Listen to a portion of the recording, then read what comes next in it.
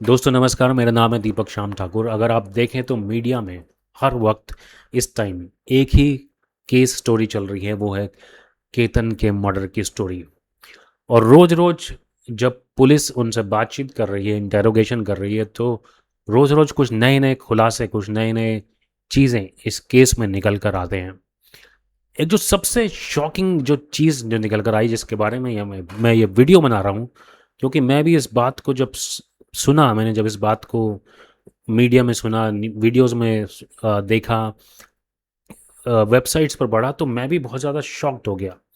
और शॉकिंग बात वो इसलिए है क्योंकि सिया की केतन से सगाई हो गई थी।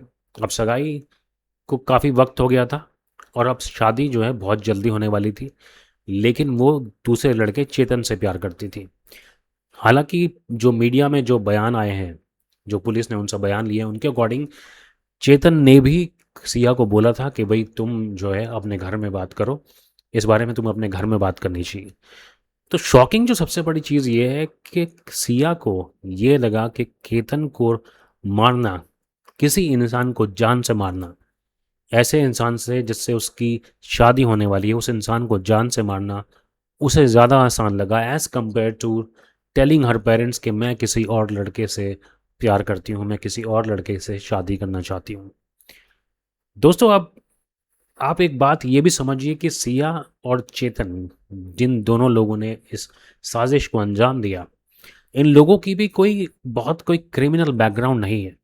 मैं इस केस की पूरी साइकोलॉजी समझने की कोशिश कर रहा हूँ और आप भी इस चीज़ को समझने की कोशिश कीजिए कि इन दोनों का कोई क्रिमिनल बैकग्राउंड नहीं है। अच्छे खासे पढ़े लिखे फैमिलीज से आते हैं और पढ़े लिखे बच्चे हैं। लेकिन आप ये समझिए कि एक ऐसी, मैं आज सिया के साथ कोई सहानुभूति नहीं दिखा रहा हूँ, लेकिन मैं इस चीज़ को एक रूट कॉज एनालिसिस करने की कोशिश कर रहा हूँ कि आप एक बात समझिए कि एक लड़की अपने माँ बाप से कहने से डर रही है, ये कहने से डर रही है कि वो किसी और लड़के से प्यार करती है।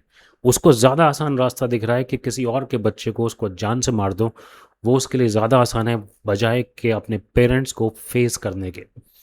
अपने पेरेंट्स को वो फेस नहीं करना चाहती, उनको ये नहीं बताना चाहती कि भाई मैं किसी और लड़के से प्यार करती हूँ, मैं किसी और से शादी करना चाहती हूँ, ये सगाई मैंने कर ली है लेकिन मैं इस सगाई से खुश नहीं हूँ।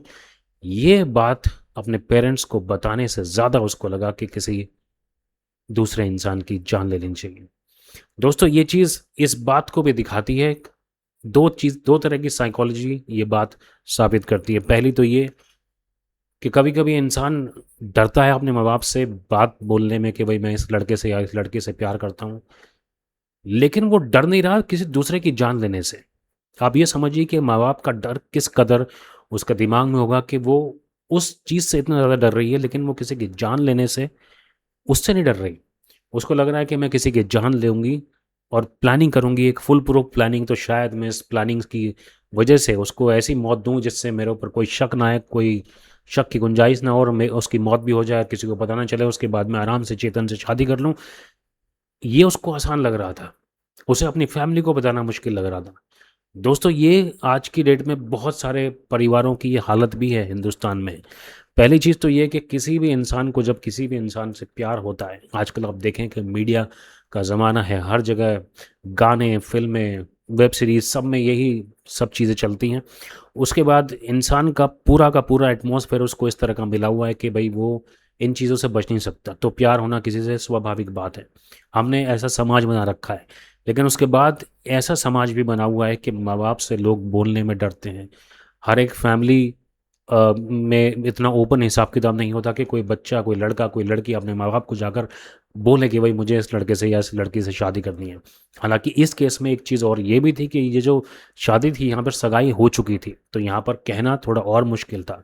और आप इनकी फैमिलीज़ भी अगर देखें तो वेल टू डू फैमिलीज़ हैं, अच्छी-खासी फैमिलीज़ हैं। ये भी नहीं लगता कि भई कोई बहुत ही निचले स्तर के परिवार हैं, जहाँ पर बहुत गरीबी है, जहाँ पर इस तरह की चीज़ें ओपन नहीं हो सकती।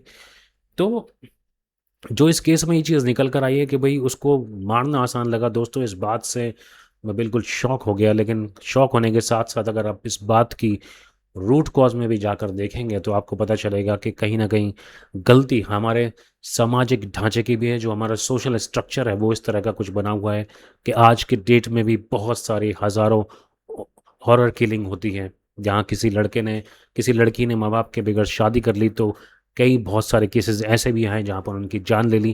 तो दोस्तों, ये समाज का ये एक ऐसा पहलू है जिसके बारे में कोई बात नहीं कर रहा। पूरी मीडिया, हर कोई सिया को ज़रूर दोषी ठहरा रहा, हालांकि वो दोषी है भी, लेकिन इसके पीछे की एक व्यवस्था है, उस व्यवस्था को भी हमें समझना पड़ेगा। दोस्तों, यही बात मैं आपसे इस वीडियो के माध्यम से शेयर करना चाहता था। आज मैं कोई कहानी नहीं ला रहा हूँ अपने चैनल पे, लेकिन अब मैं इस चैनल पे रोज़ रोज़ नई नई कहानियाँ लेकर आऊँगा, criminal stories, murder stories, and haunted stories, and so many other stories. Please subscribe to my channel. Namaste.